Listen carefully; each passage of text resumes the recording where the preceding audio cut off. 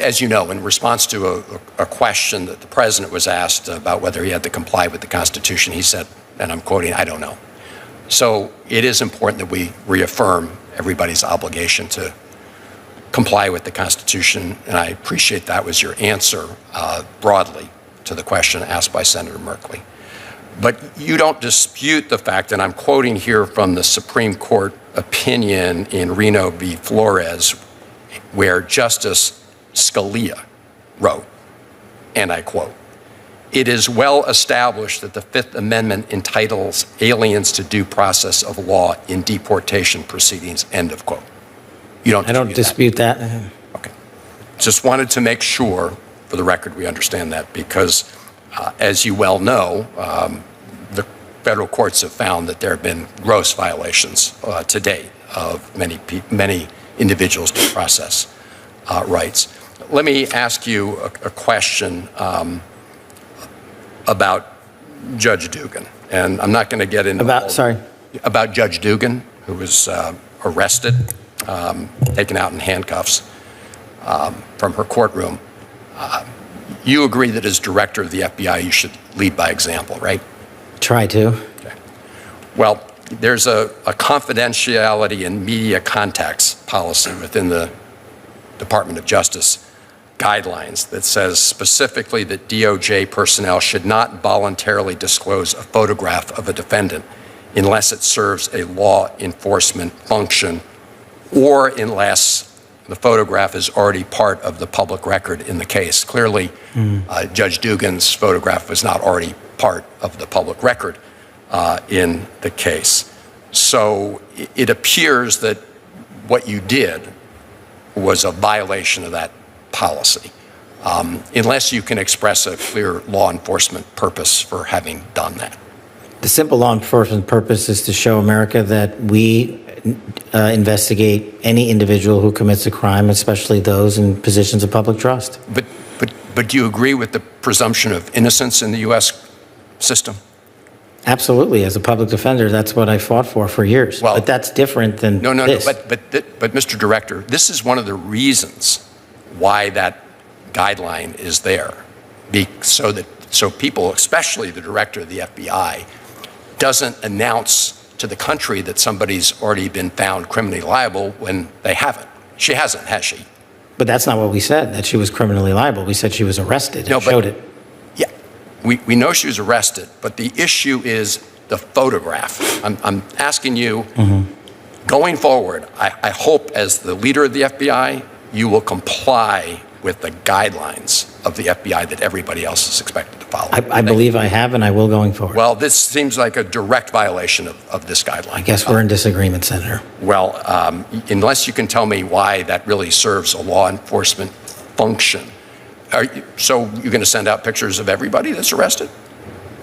Lots of people that are arrested have pictures sent out. I'm asking you as director of the FBI, is that going to be your policy, just to start sending? No, we do it on a case-by-case basis. Yeah. Well, the guidelines make clear that I think any normal interpretation of this suggests it's a violation. Look, we're a budget committee, an appropriations committee. We want to find a way to make sure that we properly resource the men and women who work at the FBI. I think that is a common goal, I hope. And I do, just, Mr. Chairman, again, in closing, I understand you want to proceed, just so that we keep things going. But it is kind of hard to proceed without any budget. So I don't take you as critiquing our having a hearing. No, you're pleased to have a hearing, and I wish we had more to deal with than we do. I do. And in this tense exchange, Senator Chris Van Hollen puts FBI Director Kash Patel under a microscope over a highly controversial incident, the tweeting of a photograph showing the arrest of Wisconsin Judge Dugan. At first glance, it may seem like just a matter of procedure, but what's happening here is a much bigger question about accountability, fairness, and the integrity of federal law enforcement. The core issue is the balance between transparency in law enforcement and the presumption of innocence, a principle that underpins the entire U.S. justice system. Senator Van Hollen points out that DOJ guidelines are very clear. Releasing images of a defendant is strictly limited to situations where there is a genuine law enforcement purpose or when the image is already part of the public record. In this case, Judge Dugan's photograph had not yet been made public. By tweeting it, Patel arguably bypassed these safeguards, raising a critical ethical and legal question. Should the director of the FBI set the standard or operate outside the rules that everyone else must follow? Patel defends himself by asserting that the arrest itself sends a public message, that no one, not even those in positions of power, is beyond the reach of the law. On paper, that seems reasonable, but Van Hollen presses the deeper point. Does showing the image imply guilt before trial? And does it risk undermining public trust in the FBI's impartiality? Because in the American legal system, being arrested is not the same as being convicted. The photograph may inadvertently signal judgment, shaping public perception before a court has even ruled. This line of questioning is about more than a single photo. It's about leadership, discretion, and precedent. The FBI is not just an investigative agency. It's a symbol of fairness, order, and the rule of law. How the agency communicates with the public can have lasting consequences, not only for the individuals involved, but for public confidence in the justice system as a whole. If guidelines are applied inconsistently, it raises the specter of politicization and favoritism, whether intended or not. Van Hollen also brings up the broader context of accountability, reminding Patel that as the leader of the FBI, he must comply with the same standards expected of all personnel. While Patel argues that many arrests are publicized, the guidelines explicitly call for careful consideration in each case, particularly for high-profile figures. The senator's insistence highlights a central tension in law enforcement today, balancing transparency, media attention, and constitutional fairness without sacrificing ethics or the rule of law. This moment also underscores the importance of congressional oversight. Van Hollen repeatedly points out that the hearing isn't just ceremonial. It's an opportunity to hold leadership accountable, clarify policy, and ensure that the FBI functions in line with its mission.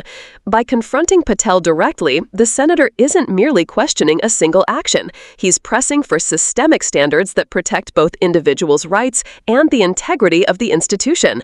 At the heart of this exchange is a lesson about responsibility and leadership. Public officials, especially those in powerful law enforcement roles, must navigate the delicate balance between enforcing the law, maintaining transparency, and upholding constitutional protections. Every decision, even as seemingly minor as sharing a photo, carries implications for trust, credibility, and justice itself.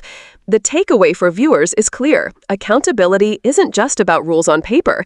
It's about how leaders choose to apply them in real-world situations. When the rules are unclear or inconsistently enforced, it's the public who ultimately pays the price in eroded confidence and the perception of unequal justice.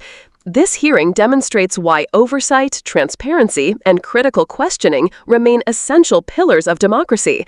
If you want to understand the stakes behind high-profile arrests, how law enforcement communicates with the public, and why even small procedural choices matter for justice, pay close attention to exchanges like this.